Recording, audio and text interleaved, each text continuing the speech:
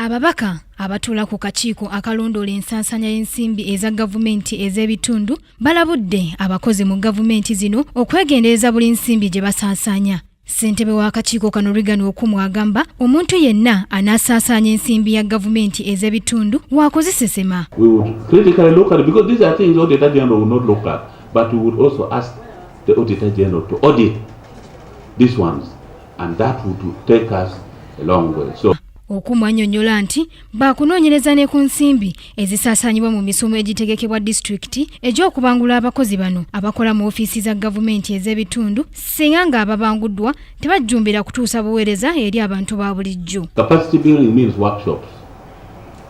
Workshops, if you look at the amount of money that goes into workshops, you just have to multiply how many days does a workshop take place, for example, in a district or at Hotel Royal.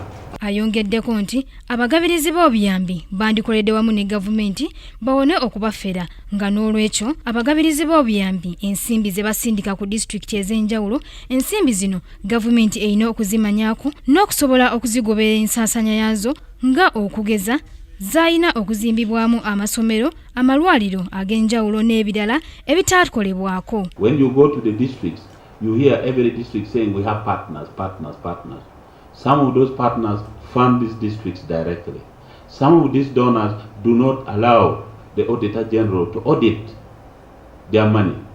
There are some donors who say they are answerable to Congress, they are answerable to what? But this is the money for Uganda. Any donor who gives us money is a Ugandan money. And therefore the Auditor General should have a mandate. Okwogera bino Okumu abadde asisinkanya ababaka abajja abali ku kakiiko kano. First of all, there are two challenges. One is the backlog.